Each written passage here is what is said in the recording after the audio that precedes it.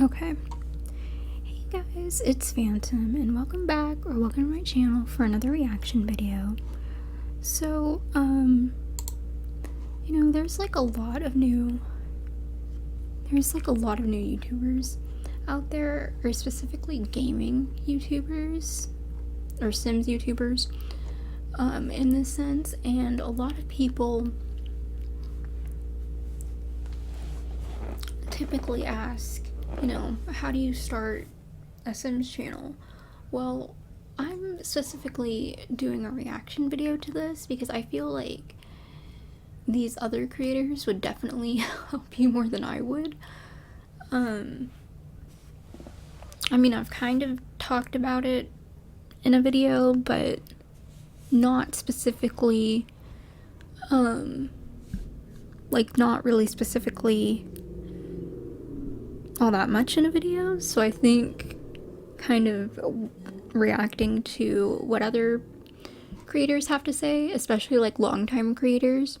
Well, not long-time creators. Some people have been doing this for a shorter amount of time than I have, but because I've been on YouTube for 4 years now, and sometimes I still don't know what I'm doing even after being on the platform for 4 years.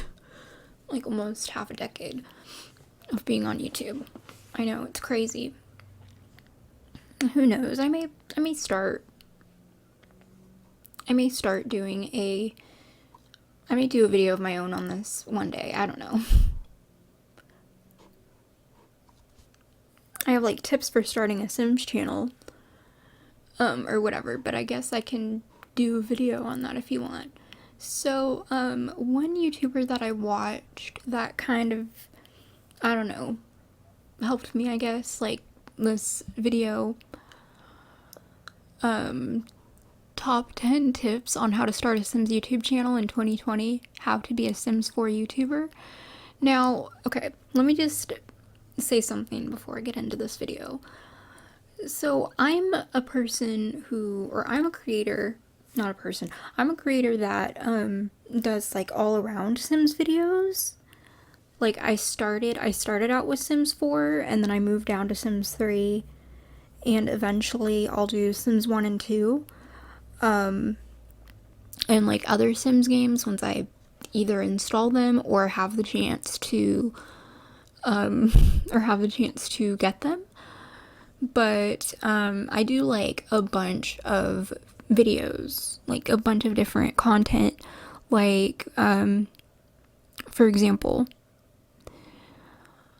I do PC reactions and stuff. I do a bunch of different types of reaction videos. I do Sims reactions.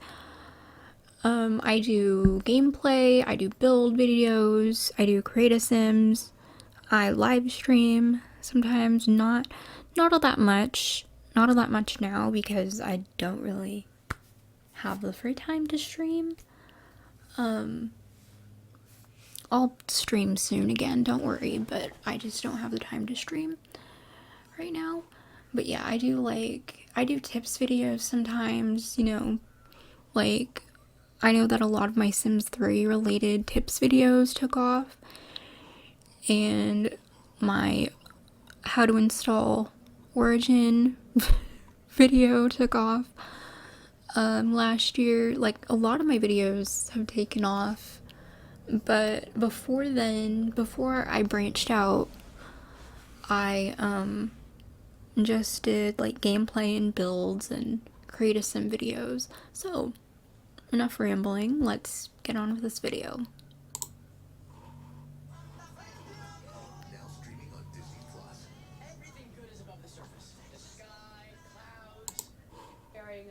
So, let me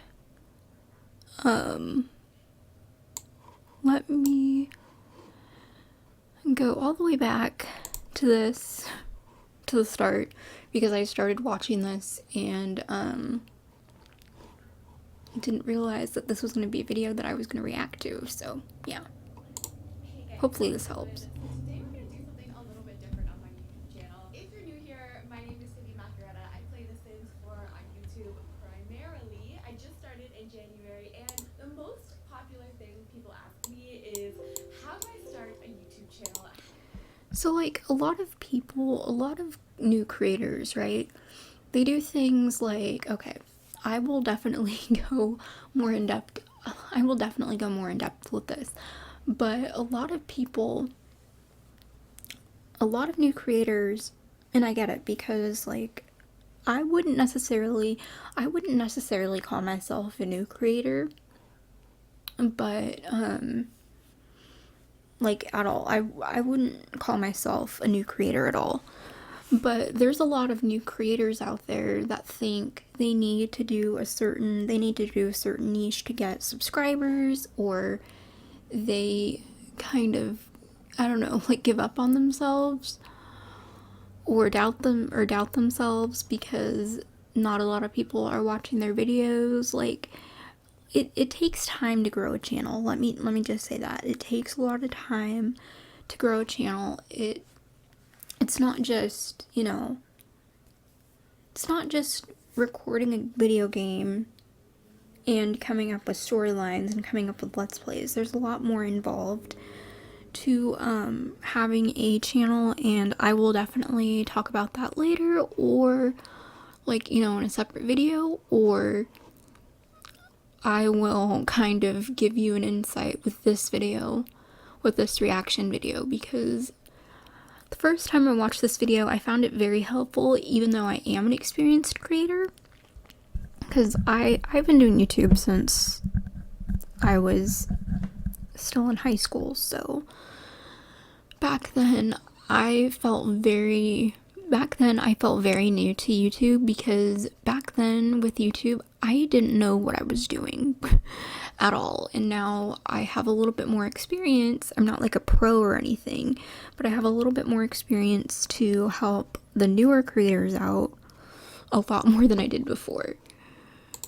How do I play The Sims on YouTube? How do I be a Sims YouTuber? So we're going to kind of dive into that today a little bit. This is going to be primarily focused towards The Sims, if you want to be a Sims YouTuber. However, these tips will be helpful for you regardless of what kind of YouTube channel you want to start. Most of these tips will apply regardless of what kind of YouTube channel you are interested in starting, or if you're just curious on how this kind of stuff works. So first tip that I have for you guys is for your setup. So what you're gonna need to start this. Right, definitely listen to this. And quick disclaimer, you don't need I've said this before. I've said this before if you watch my how to start a Sims channel series that's still going on today. But you don't, when you're first starting out, you don't need a desktop PC to, okay, let me just say this. Coming from a longtime creator who started out gaming on a laptop, you don't necessarily need a high-end PC. Now, would it be beneficial? Would it be beneficial down the line, like a couple years down the line, like let's say if something happens? Yeah, it'll definitely be beneficial, but don't think that being a YouTuber is all that easy, because you need to, I don't know, have a budget for things, definitely, because as I've said, I've gone in depth of everything from the video games to everything, to pretty much everything else.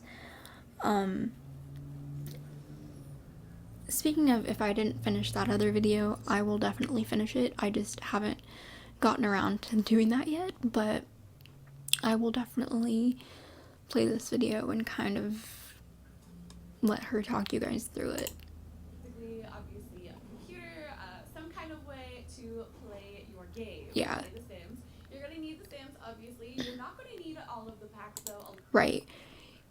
So a lot of people think when they start a channel, it's like, oh, I need this pack, I need X pack, and X pack, and X pack, and and I need all these packs, and it's like, you don't need all the packs. Like, I mean, I don't even have all the packs, and I've been playing the game. I've been playing The Sims for about how long? 16, 17, 18, 19, 20, 17, 18, 19, 20, 21. I've been playing The Sims for about 5 years. Well, longer than that. If you count the My Sims games, which I started playing in the early 2000s, or like I actually started playing The Sims in the 2010s, but I didn't get the PC games until like the 20 teens. Until about 5 years ago. Like 6 years ago at this point. And let me just say, you don't need all the packs to start a channel. You can just do base game. You can just do the base game and have a couple of packs, because let me tell you, The Sims is not cheap. Coming from someone who's played The Sims for about, who's had The Sims and played The Sims for about 5 years, The Sims isn't cheap whatsoever. It can get very pricey, very expensive, and definitely get the packs. Like, get the packs that you know that you're gonna play with. If you're just getting the packs to get all the packs, now it's different for like Sims 3 or Sims 2 or Sims 1. Like, if you get the complete collection for The Sims 1, and if you get the packs for The Sims 2, like, that's different. But like, not every player that plays The Sims 3 and has a YouTube channel based on Sims 3 content uses all the packs. Like, not everyone uses the Katy Perry Sweet Treats pack, and people are very iffy on the Island Paradise pack because it's very laggy. The world of Isla Paradiso is extremely laggy. Like, I don't even have Island Paradise. Do I want Island Paradise? Yes, because I know I'd play with it, but the one downside is that Isla Paradiso, the island world that comes with the pack, is extremely laggy. And also, another thing is, like, where would you find the packs? Because not a lot of people can really find the games many places anymore, especially the old versions of the games, like The Sims 1 and 2. Like, you can only find them on places like Amazon or eBay. Amazon or eBay, or you can pirate them. I don't necessarily recommend pirating. I don't necessarily recommend piracy, but because it can cause so many issues.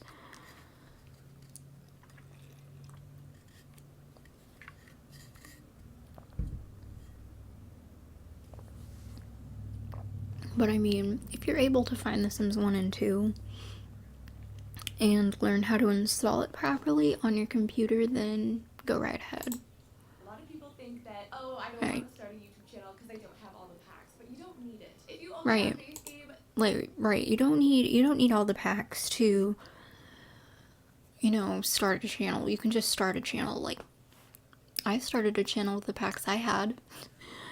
I didn't have all the packs for The Sims 3 either. I still don't. Because I'm like waiting to finish, and I've done research on how much the all 4 games are, plus the packs and the kits and everything like that.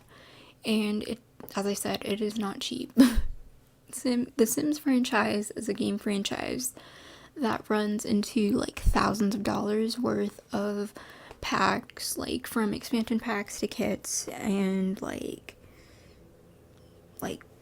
for like all 4 games. So yeah, it's not cheap. Like buy when you feel like it. Don't just buy like buy when you feel like it, and buy when you know that you're going to actually use them. Like if it's actually going to be used, go ahead and buy it. If you're not going to use it, if you know you're not going to use it, you're not going to film with it, and you're not going to play it on your own time. Oops, I just scared myself.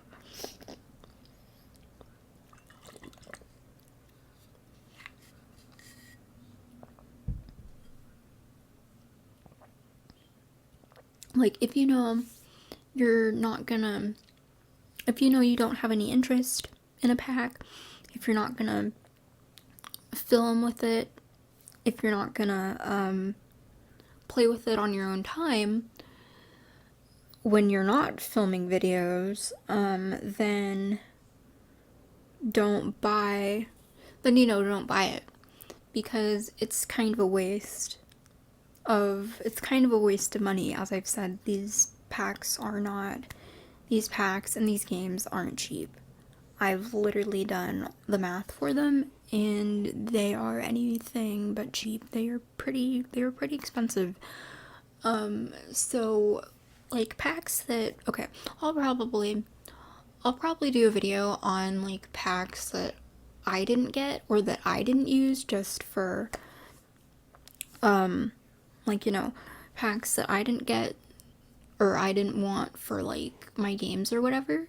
But for games like The Sims 3, it's different. Probably the only pack I wouldn't want is Sweet Treats, because it probably wouldn't get used. But every other pack would.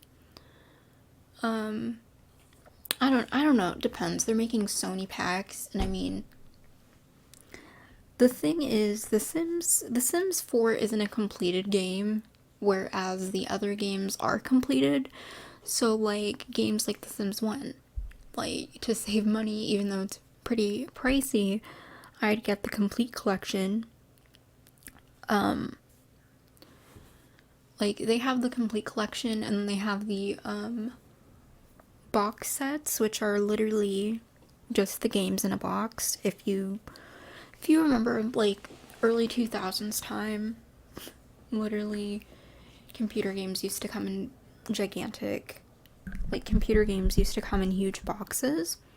So yeah, let's just continue on with this. I'll do a video talking about this later. That's fine. A lot of people who play The Sims probably also only have base games, so you definitely do not need all the packs to get started. Some of the most popular videos that I've put out are base game builds. You're also definitely going to need some kind of editing software and some kind of screen recording software. So the ones that I use, I started out with Shotcut, which I used to edit fully on my PC. Now I edit on my Mac, so I'll tell you kind of Personally, okay, so this is the whole like PC Mac kind of debacle that I don't know, kind of involved in, or kind of a part of. So I used to use Mac to film my videos all the time, and now I only really use Mac if I need to make thumbnails or like things like that, if needed, and then I transfer them to my PC. Anyways, I was someone who, okay, I've been using Windows products for quite a long time. close to 20 years at this point. It's actually been 15. It's been 15 years of me using PC products. As I said, I've grown up using PCs, so I'm very, very used to them. And there was a time around when I started YouTube, probably a couple months prior to starting YouTube, I switched over to Macintosh. I switched over to Mac. Now, I have my issues with Mac. I have a lot of issues with Mac, seeing as I am a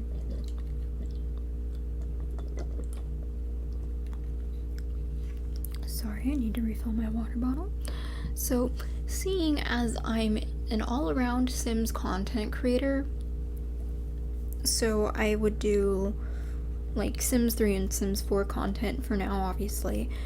So when I first started out on YouTube, I did Sims 3, or when I first started out with this channel, I did Sims 3 first,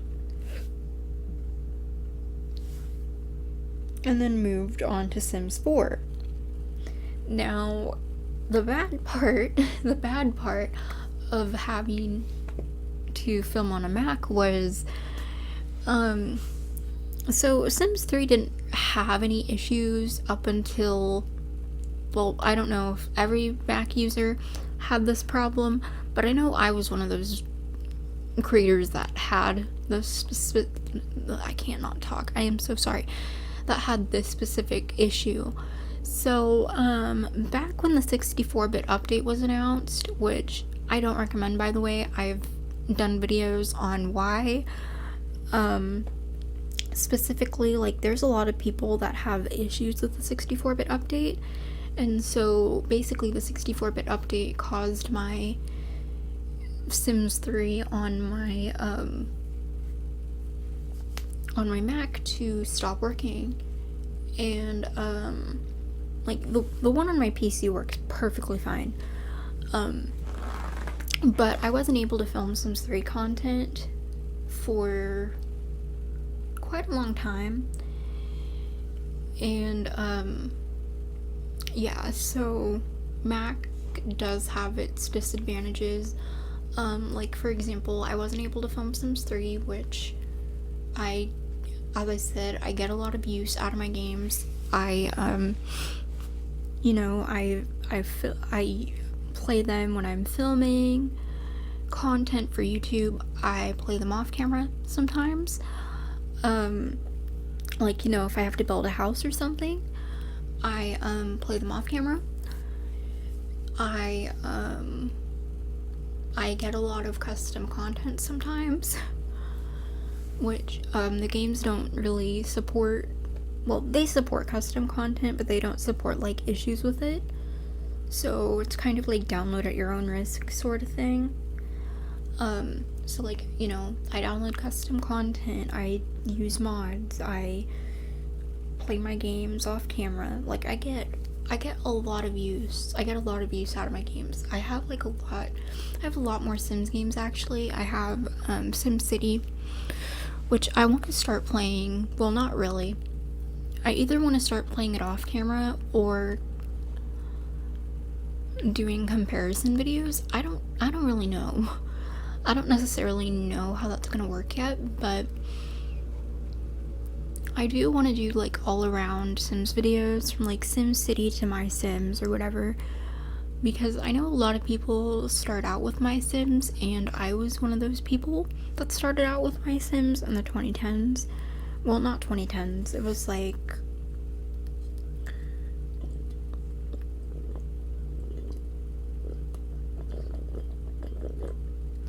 I can't remember. It was probably like 2000s to 2010s, I believe. And yeah, so like you don't have to have all the packs to play the game, but you don't have to have certain computers to play the game either. Like, there are certain advantages to having a certain operating system, to having a certain computer. Like, a lot of people that upgrade to Windows, that upgrade to desktops from laptops, depending on what laptop you use. Like, I have no issues with Windows laptops. You can like go ahead and use like a Windows laptop if you wanted, but if you use like Mac laptops, there are a lot of downsides now to having one, because sometimes you can edit on them, sometimes you can't. Personally, I wasn't able to edit. I found editing very, very difficult before I switched systems. I found editing very difficult. I found filming very difficult, especially since I did Sims 3 and 4 content. But yeah, I'll kind of talk about that. Shotcut is a free editing program that I used on the PC, and for screen recording, I use OBS Studios. I found So, let me just pop in for a second. There's a lot of software that's available for Mac or Windows, depending on what you have, and there's specific ones like the editing software that I use, VSDC, or I think that's how you say it, VSDC, specifically for Windows, specifically for Windows users, and it's very, very easy. It's very, very easy to use that software. And then I've heard that OBS is very difficult for some people to use, but I mean, I've been using OBS for a long time. Like, yes, I get it. It's very hard to use when you first start using it, but once you get the hang of it, like, you know, with the settings and everything and stuff like that, it can get easier. You just have to have patience. easiest way to record my screen. I've had to play around with the settings quite a bit. Right. And depending on your computer, depending what kind of game you are running, it might take a little bit of tweaking, and you can watch videos, you can look things up to find out what settings will work for you, and honestly, it's just trial and error. I still play around with my OBS settings depending on what I'm doing, but that is what I use to screen record. When I'm on my Mac, which is what I edit now with, I use iMovie. This is also free, it comes with most Macs, I think. In my opinion, I don't know if it's because my Mac was old. I don't know if it's because my MacBook was an older model or what, but apparently, like, I was never able to get iMovie, so I wasn't able to edit. I mean, I think I had it before when I first got it, but it was like, but it's literally like 5 years old, and I wasn't able to edit on it. Plus after a while of having a PC for, I mean, I've had this PC for, I don't know, I've had this PC since February, like late February, I think, but I wasn't able to use it until like maybe a month or two ago, like when it was finally set up how it was supposed to be. So yeah, like after a while of like transitioning to a proper setup, your eyes kind of get used to everything, and everything else just feels really small. I don't know if it's just me, but that's kind of how it is from like the times that I would switch gaming consoles, like, you know, upgrade gaming consoles, or like upgrade systems or something like that. Like, things just look a lot different to you in a sense. But yeah, that is what I use now, and I find it a lot easier than working with Shotcut.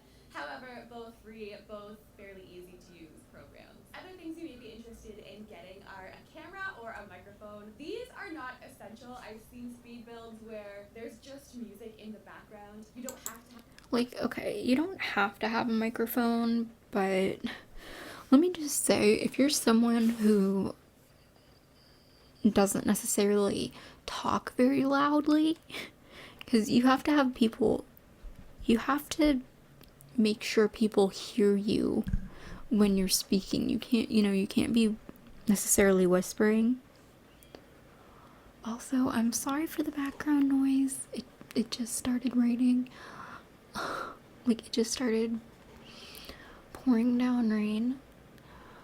So I'm sorry if you hear rain in the background. It's not my fault. So, yeah, like, I personally would recommend a microphone or a headset with a microphone on it. Or just like a standard, or just like a standard mic. Like, okay, there's a lot of mics out there. Like, I have just like a regular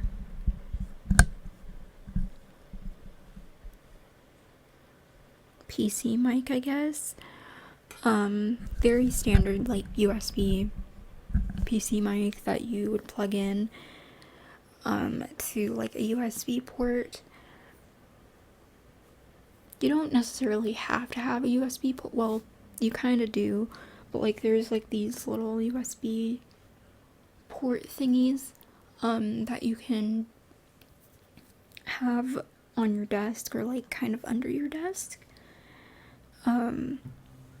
to plug your stuff into. And then to like plug in your headphones and stuff, you just plug it into your PC. It's different if you have an all-in-one PC, because it doesn't come with a PC tower, whereas a traditional PC would be a PC tower.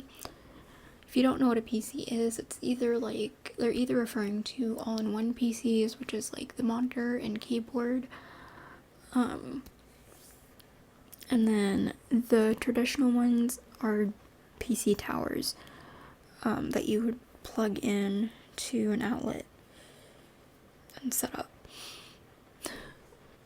Or you have laptops, or you have PC laptops. If you're thinking about using a laptop to film on, I would recommend a laptop with a PC with a Windows operating system in it, because it would work a lot better than a typical than like a Mac or something like that, because Mac does have their issues when it comes to certain games. Not every game, but like, if you're thinking about having like The Sims 1 or The Sims 2, and you, let's say you wouldn't want to pay with the or like pay through the App Store to get Sims 2, you can just get them someplace like Amazon, maybe, and use a laptop with a optical disc drive inside, and just do that. And some PCs don't have an ODD, which is, as I said, an optical disc drive. You can have them added on. Not all of them come with ODDs. For some, if they're like built by a company, like let's say Digital Storm or something like that, you can have the disk drive added into it. You don't have to, because ODDs are extremely cheap. And when I say ODD, I'm talking about an optical disc drive. Like USB optical drives are very cheap, and you can just get them pretty much anywhere. I do kind of recommend them if you do like playing games that require disc drives that aren't necessarily digital, because there are some games that EA makes that weren't meant for digital download, like, you know, the older Sims games, or there's just certain games that weren't meant for digital download that you would necessarily need an optical disc drive for. Have a face cam. Tons of YouTubers don't use a face cam. However, it's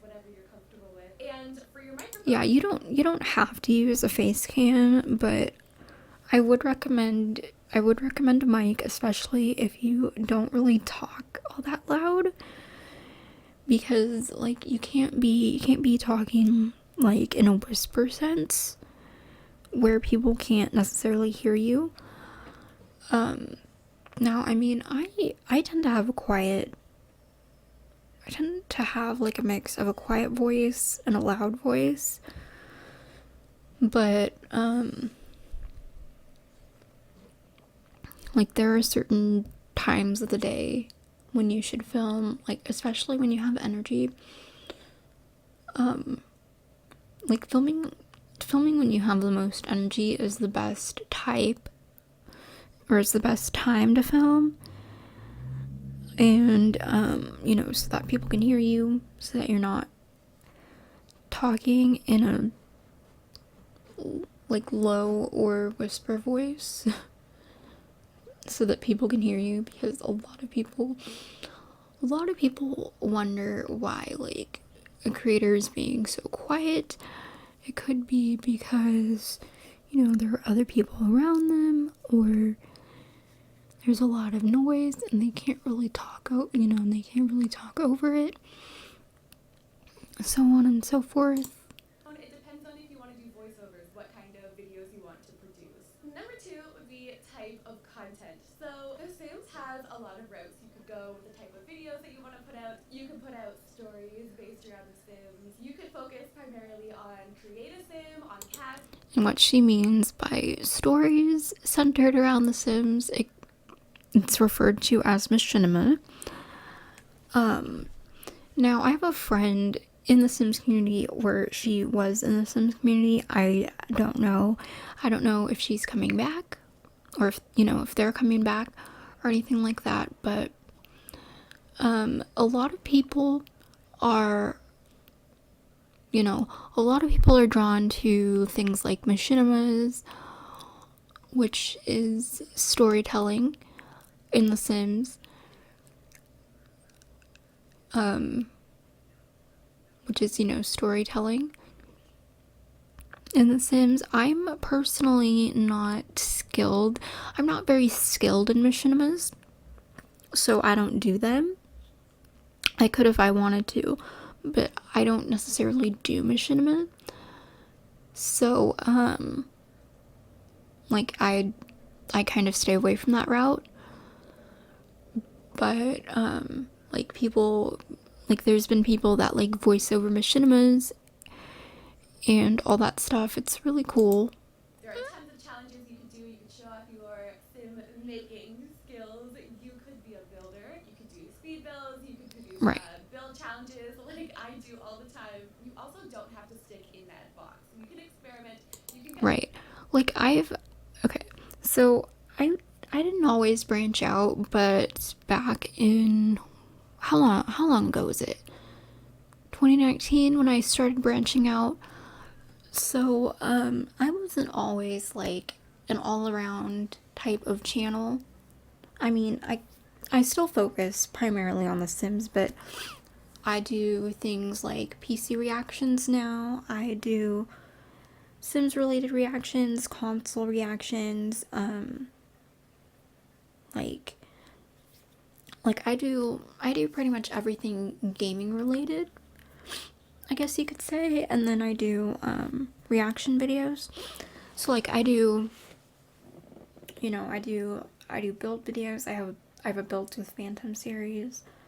I have a tips on how to start a Sims channel. I have like a how to start a Sims channel series, a Built with Phantom series, which is literally just build videos. I do live streams, as I've said before. Let's see. I do how to start a Sims channel. I have a series called Built with Phantom, which is just build videos. And then I have a PC reaction series. I have a Sims reaction video playlist. I have like filming tutorials that I do sometimes. well, I may want to turn it into like filming and editing tutorial. I guess. I don't really know yet, but like I have a bunch of different things on my channel. Like some people come for my PC reactions, other people come for my gaming videos. Some people come for my build videos or my create a sim videos. You know, there's a lot of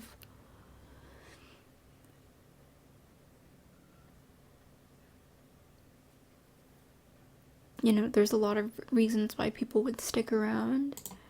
Kind of play around, and especially when you're first starting your YouTube channel, in general, this is the time to experiment with what your audience wants to see from you. So when I started, I was doing Let's Plays, I was doing cast videos, and then I started going off into building videos, which I literally never ever thought I would ever do.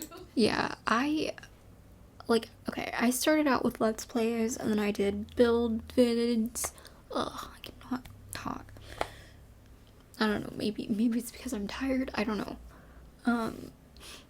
So I started off with Let's Plays, like, Sims 3 Let's Plays. Some of them have ended because I'm not good at certain Let's Plays, okay? Let's just say that. Like, some of my Sims have literally died. And I have no desire to continue on with said Let's Play. So, like, my Sims 3 Let's Play, my Generations Let's Play, that failed because one of my Sims had died. Yeah, my Sims wife had died, and, like, I had literally gotten the kids taken away, so, like, it's not, like, I don't know. I'm not good at things like that. So, maybe one day I'd branch out to other games, maybe not. I don't know. It depends. Like, I guess I'm just more centered around Sims related content, from like SimCity to like the regular Sims games. I'm so sorry. To like the regular Sims games. So yeah. Let's just continue on because I'm kind of drained and tired. Around with different kinds of videos that I put out. You can also decide if you want to be primarily a Sims 4 channel or a Sims channel in general, or if you want to dive into other games. You could even mix and match. You could do makeup videos and Sims videos, just seeing what will work with your audience and what your audience wants to see from you and what you enjoy doing mostly. Number 3 is your intended audience, and this is one that I kind of didn't really think about when I first started, but I noticed as I went that I didn't really think about that either. The majority of people that watch my content are like, okay, so I get it. The Sims 4 or the Sims franchise is for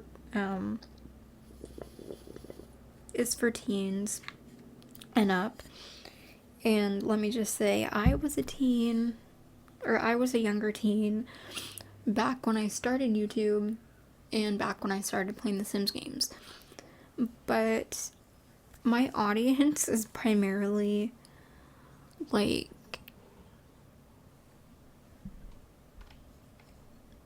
I don't know, probably like age range around like late teens to early 20s age range. had to pay more attention to this. When I started my YouTube channel, I was swearing a lot. And I noticed that some younger people were kind of offended by this, and I knew that I wanted my videos to be intended for all ages. However, when I look at my analytics for my Sims videos, the majority of my audience are between 18 and 24 years old. And you can Same with my audience. Like, literally, that's the exact same with my audience. I never say that my videos are intended for all ages, because I've done videos where, like, I've done reaction videos where they're talking about mods. They're talking about specific mods that creators make. You may know what mods I'm referring to. Like, you may know what mods I'm referring to, like the Wicked Whims mod, or like other mods, that people use sometimes.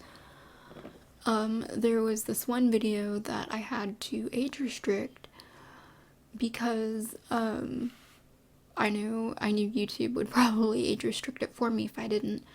But I did a reaction video not too long ago. It was this year, by the way, I believe. It was, I don't know, earlier this year. And it was talking about, like, potentially inappropriate mods, and I was like, I have to age restrict this because depending on who sees that will definitely be a little touchy, or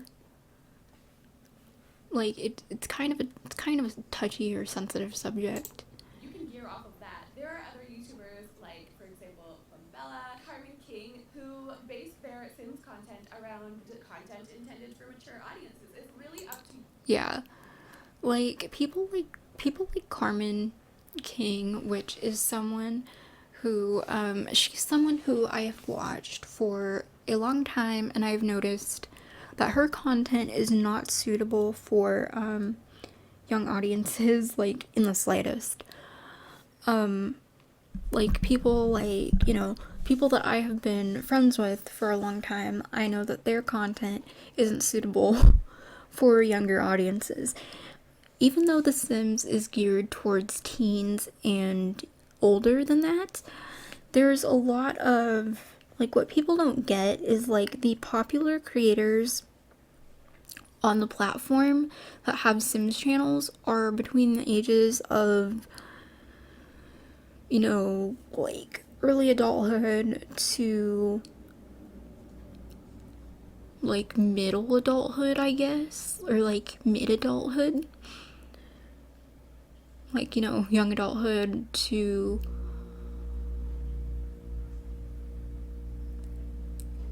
mid-adulthood, like middle-aged adulthood, and then like late adulthood at that point. And so their content is obviously more mature. And then there are people like Lil Simsy, where their content is suitable for all ages, even though it's primarily, like, The Sims is primarily a game geared at, you know, adolescents and adults. And what I mean by adolescents is teenagers, because that's the proper name for teens. When you're in your teenage years, you're in adolescence, and then you're in adulthood. But there's but let's say there's, I mean, okay, so you can be, there's a lot of people that I know that have played The Sims way younger than, like, teen years. Like, usually around, like, late elementary to early middle school age range, I guess. For some that's okay, but for me, I personally waited until I was in high school to play it. But yeah. It depends on what kind of audience you want to appeal to. Since starting my YouTube channel, I stopped swearing. I kind of wanted to gear mine towards all ages. However, you definitely do not have to go down that road. The Sims is great because it appeals to an audience of all ages. You can literally decide. Basically, is what I'm trying to get at. Number 4 is your research. And before I even started my YouTube channel, right when I was kind of thinking about what I wanted to do on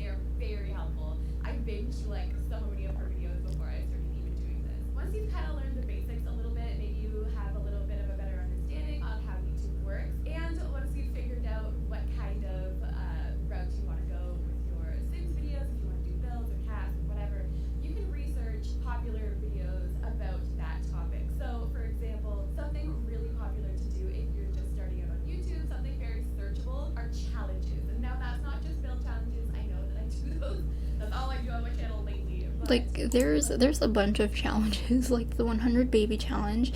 Who knows? I may do that challenge. I don't know. I'd probably fail miserably at it because you guys know, if you've seen my Generations Let's Play, you guys know how I failed like really bad with my Generations Let's Play. I mean, even though it got like a few hundred views, back in the day, it was like 4 years ago. So yeah, and I was like so cringy. I was so cringy back then. Like I was embarrassed. I'm embarrassed. I even posted that. Like I was so embarrassed. I even posted that. Like yeah, it got views, but like depending on, like I don't know. Like I've grown. I've matured. I was a kid then. Like I was a kid back then, and like I don't know, I feel like my voice has matured since then a little bit. And watching back those videos, I don't know, maybe I should private that playlist and just start over. Like when my other Let's Plays are done, obviously. But yeah, like some people tend to restart a series or restart a Let's Play because they either they aren't happy having that content up anymore and want to have it privated or something like that. Like I remember my friends, because I was friends. Okay, so as I've said, I was around like during the peak of Sims YouTube, when all these creators got popular. Like, I would watch people like Halo all the time. Halo doesn't necessarily do Sims content anymore, or like Sims gameplay content anymore, I don't think, because she does vlogs now, I guess, and then she kind of ghosted everyone for a while, so everyone thought she left the platform for good. And then she came back as a vlogger, I guess you could say. But she had started out with gaming content, preferably the Sims 3 and 4, but she got very popular. Doing Sims 3 Let's Plays, like very, very popular. She did like an all-in-one Let's Play that got her so popular. That got her like a ton of subscribers, and like, I mean, she obviously did other videos too, but back in the day, I can remember because I was also around when I found her content. So when we became friends with each other. Like I became friends with a lot of popular YouTubers back in the day, and so I would say, yeah, like I guess you could say that for some Let's Play, like the Let's Play route does work out for some people. Personally, I've been doing a lot of my Let's Plays for a long time. Like, you can't, like, let's say if you do a Let's Play, you can't just do a Let's Play and then stop. Like, you have to have a reason to stop a Let's Play. Like, let's say, I don't know, like, your Sims died. That's a very reasonable reason to end a Let's Play. But like, if you kind of forget about it, if you kind of forget that you're doing a Let's Play and are like, oh, oh, you know, I forgot I was doing this Let's Play. Maybe I just shouldn't do it anymore. Sometimes that could work out, but like you have to have patience with Let's Plays because not everyone is going to be geared to a certain Let's Play. And you kind of have to experiment with your videos and everything. Look up cast challenges, you can look up let's play challenges, rags to riches, random genetics challenges. These are challenges that are very popular and people want to watch.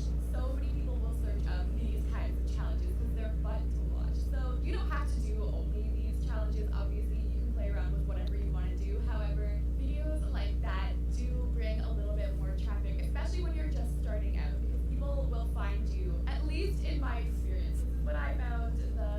Or tips videos. Like I do a lot of, like I'd say that I do a lot of tips related videos. Well, not a lot, but I started doing tips videos and it's helped a lot of people. Like my Sims 3 videos have helped a bunch of people. So I'm glad that that helps. I'm glad that helps people. You know, so yeah, I'm sorry. I'm sorry this video is gonna be super duper long.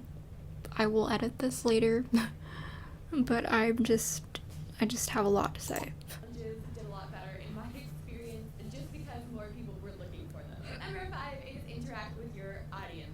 This is so important to me, and your audience will really notice it. If you notice, I will spend a lot of time going through and answering all of my comments, or most of my comments on YouTube. Your audience will definitely notice this. They appreciate you commenting back, leaving hearts, leaving likes, talking back to them, and appreciating them because they are. Yeah, same. Unless it's like hate directed comments, then I would usually call them out on behavior because, like, you know, YouTube says to be respectful in the comment section, and a lot of comments aren't necessarily respectful. So if you see comments like that, don't typically engage with them. Just block them or have your moderators take care of it. Time of the day to support you and watch your YouTube videos and comment nice things, hopefully, to you and about your videos. So these things don't go unnoticed, and it feels good to interact with your audience. Another thing you can do to kind of interact and build a relationship with your audience is host challenges. So I recently did one. I did a shell challenge, but I've seen someone on Twitter did a Bella Goth challenge, and it was basically give Bella Goth a makeover, and everyone had to submit them, and it's really fun to see what the Sims community will do, and it's a fun way to interact with you, and people get excited when they submit their builds and their Sims to you. So it's a really fun way that you can give back to your audience and kind of hang out with them, chill with them, see what they're all about as well, get to know your audience. Other things you could do, of course you don't have to, but they are out there, are giveaways. Lots of people do Sims giveaways, especially on Twitter, on Twitch. Again, you don't have to do this. Personally, okay, so there's some good times to do giveaways, and then there are other times when it's just not a good idea. So I would be careful with the whole giveaway thing. Not saying you have to do giveaways, however, it is a way that you can give back to your audience. I would be careful of this one. Maybe don't do it all the time because you don't want people to just come to you for your giveaways. However, it can. Or like get scammed by people, because I've heard a lot of people get scammed when they do giveaways, and it's really sad and a very, very scary situation. Be a way to give back to your community. Another good way that you can get yourself out there is branching out to other forms of social media. For example, Tumblr is, I don't know if that's really popular anymore. However, the Sims community is alive and well on Tumblr, Twitter, Instagram, any other kind of social media where you can get your content out there. And what I mean is not only like sharing your videos. Oh yeah, definitely Twitter. Twitter is definitely one of them. Like, the Sims community thrives on Twitter. Like, yes, it can be I don't know, like, I don't know what to call it, like an up and down community. Like, one minute you're supporting the Sims, the other minute you're bashing them, or like you're bashing EA or something like that. I don't know. Like it's very up and down. I would say that the Sims community can be very toxic at times. So I would be careful. So I'd be careful if I were you. A build that you're really proud of, if there's a sim that you created that you really like, or if there's a story, a challenge that you created that you're super into, share it in a screenshot form with like a link to your video or something like that. It doesn't have to just be you sharing your video. You can share your content in other ways as well. Number 6 is a schedule. This is really important on YouTube, but it's really hard to stick to. I've been trying Right. ever since I started. Like, okay. So, as you guys know, when I started YouTube, I went by a schedule. I did when I first started out, I filmed 3 days a week, pretty much. Like I filmed 3 days a week, and then now I basically film weekdays. So I went from filming 3 days a week to filming weekdays and taking weekends off because, like, I transitioned to a full-time creator, and I like having weekends off because filming every day can be very, very stressful.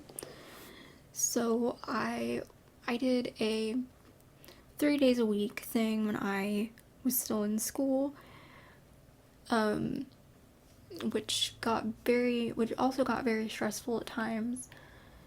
um like last year I had to take the majority of the year off from YouTube because last year was just so stressful for me that I had to just take time to myself to get through my classwork and everything. And then I came back in the summer full time.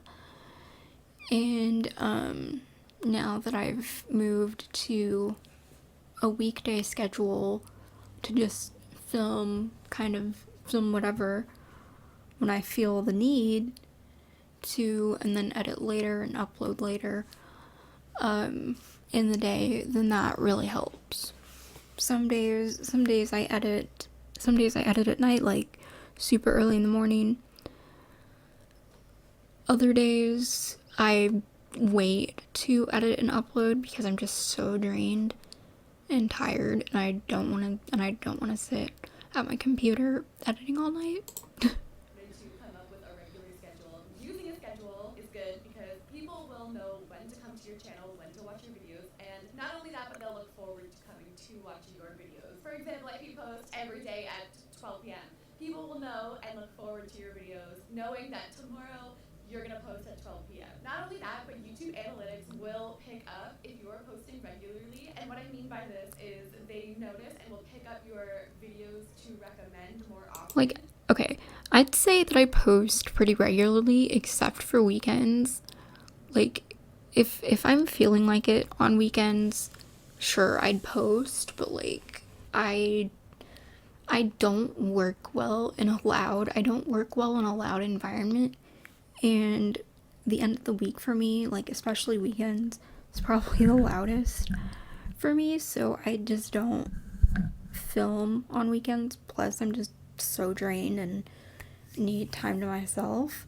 So just having the weekend to myself is great, and then I can, have like basically if I let's say if I have videos I need to prep and I don't want to film on, like, if I don't want to film on weekends to prep for the next week, then I can film a bunch on Friday, edit, probably edit on Friday, and then I can like schedule my videos for Monday. Then that can be that can be a very smart thing to do. Like yesterday, what did I say yesterday? Yesterday I was supposed to upload today's video, well, schedule it for today, but I was so tired this morning, like I have a very weird schedule, so to speak. Like I film the afternoon and at night, like late at night. And yesterday, or not yesterday, but like last night, super early this morning, I had no energy. I had like no energy to sit at my computer and edit, so I just edited the video later. So like I kind of like pre-filming and then editing and uploading and scheduling later. If they notice that you're sticking to a regular schedule. I don't know why So I kind of it's just YouTube analytics. so I don't know. I guess you could say I kind of do like a weekly schedule, so like Monday through Friday now, because I just need that time to myself and time to relax. Because if I get overwhelmed, if I get overwhelmed and overstressed, like you can definitely tell. Doing its thing, you know. But again, very hard to stick to, and don't feel pressured. Also, if you don't want to put out a video that day, then don't do it. However, it does help.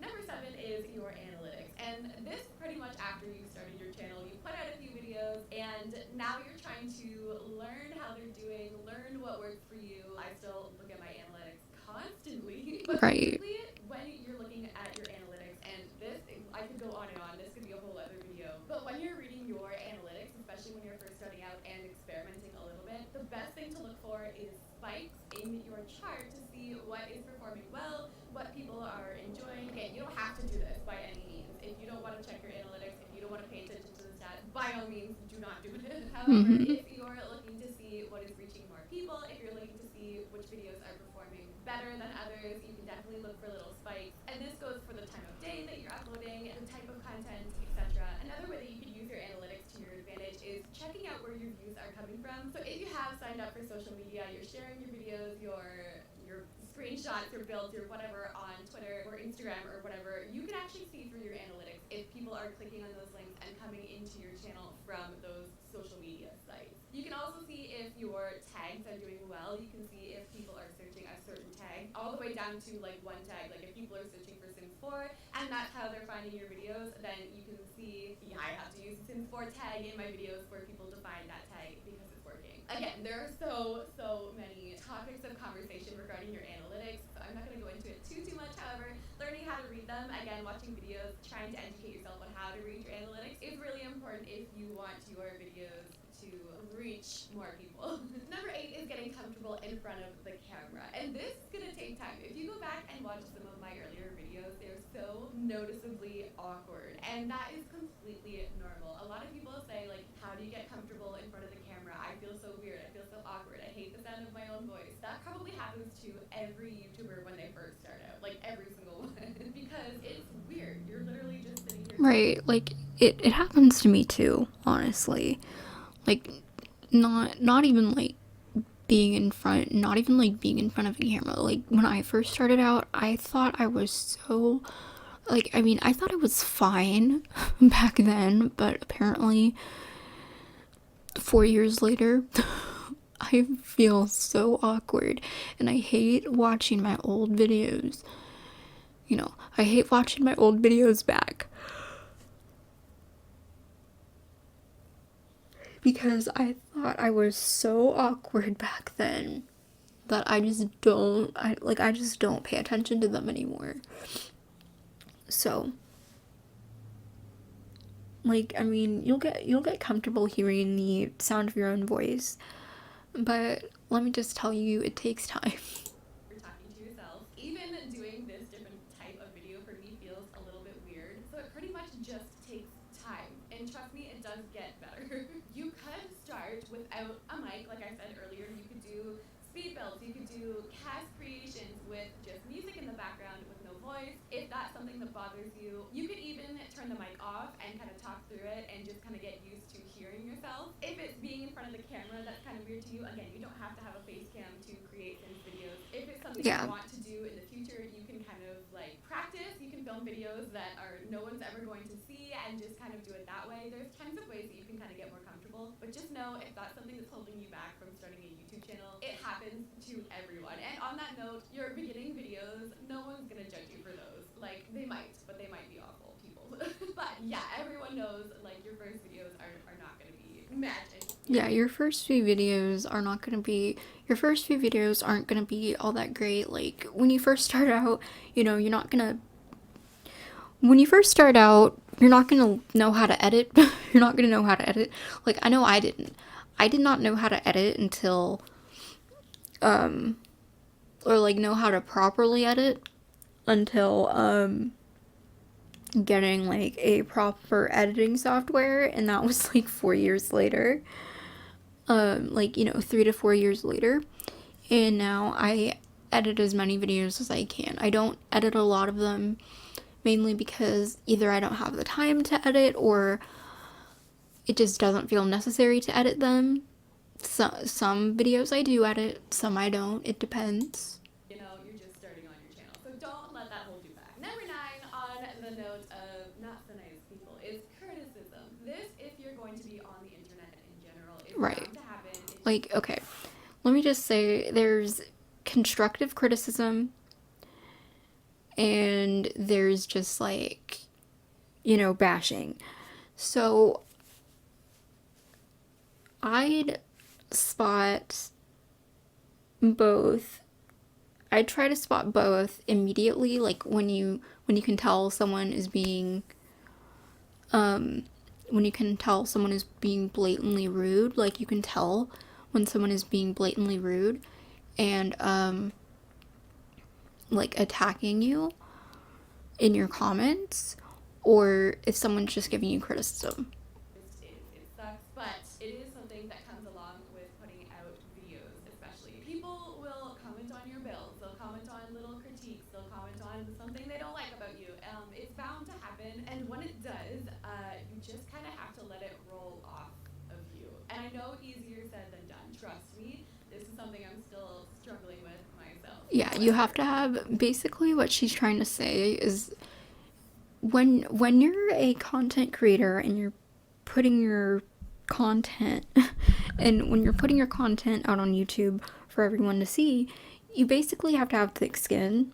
Like, if you can't have thick skin, then it's probably not a good idea to or like if you get offended easily, it's probably not a good idea to really go into this type of profession. Like, I'm not trying to be rude or anything, but like if you can't take constructive criticism very well, or if you can't spot or let's say if you get defensive, maybe this type of profession isn't for you. Like, especially if you're trying to go professional in the whole social media content creation YouTube route.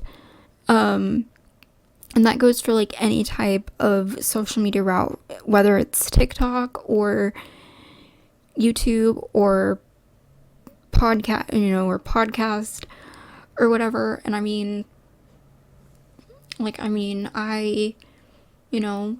I've done YouTube for I've been on YouTube for about 4 years, so it's a little bit easier for me to spot constructive criticism, or when someone is like blatantly going at it in your comments. If you're looking to start a YouTube channel, just know that there are people out there that will comment things like that on your videos. Like you have to have thick skin. It happens to everyone. Again, it's not targeted to you. These people just, I don't know, they just have nothing else to do. They want to be mean to you. I don't know. Try not to take it personally. Again, easier said than done, and this is something that also takes time. Number 10, finally, is patience. Like I said, like I've been saying the entire time, this takes a long time. If you're starting your channel and you think, oh, I'm Yeah, it takes a long time, and I don't think a lot of people understand how much time it takes. Like, it doesn't just take time. It doesn't take time to just edit and make thumbnails and film videos and all that mixed in. But it takes time to grow in general, especially if you're just starting out. Because with YouTube now that it's a little bit different, since the whole update thing with the with the monetization policy. Like, let's say you're trying to get monetized, or you want to get monetized on YouTube. You have to, one, follow the guidelines, obviously. Two, I'd recommend checking to see if you have like any copyrighted content on your channel and removing that as soon as possible. For some, you don't really have to remove it, but for others, just for I don't know, for the safety of your channel, to remove certain things off of your channel, to make sure that you don't get your channel taken down or flagged or anything like that. I'd recommend like taking claimed videos down, because I've gotten videos claimed. I've gotten a lot of videos claimed, which I have removed. Some of them I haven't, others I have, just depends. You know, spend a couple months and do this and then blow up and it's gonna be great. It probably won't happen. It takes a lot. Yeah, it's not always gonna happen. Like, you post a video and then a few months later you blow up with views and subscribers. Like, you have to be very patient. Like, if you can't have enough patience for that, maybe this isn't for you. As I said, I'm not trying to be rude. I'm just telling the truth from my experience.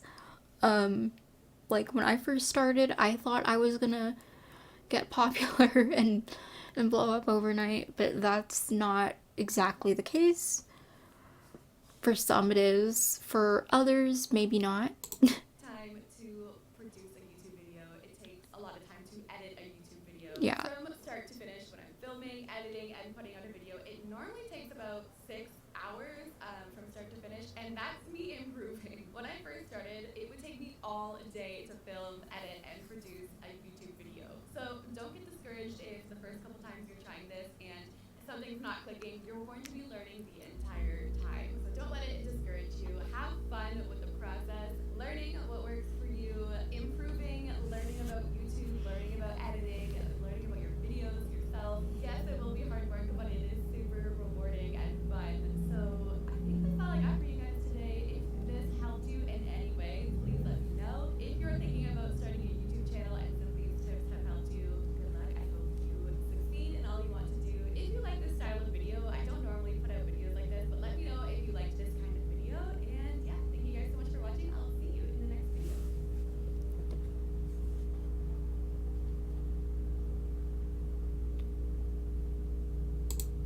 So yeah, that was pretty much it for this video. Hope you guys enjoyed. If you did, be sure to leave a like, comment, and please subscribe to my channel for more videos.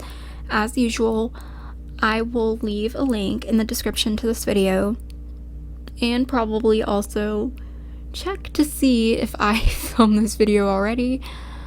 But yeah, I will, I filmed it. I will edit this later, and it'll most likely be up later, but as you can probably tell by my voice, I am a little bit drained right now because I've been up for quite some time now. I haven't been up for that long, but I've been up for quite a little bit of time, and I'm a little bit drained.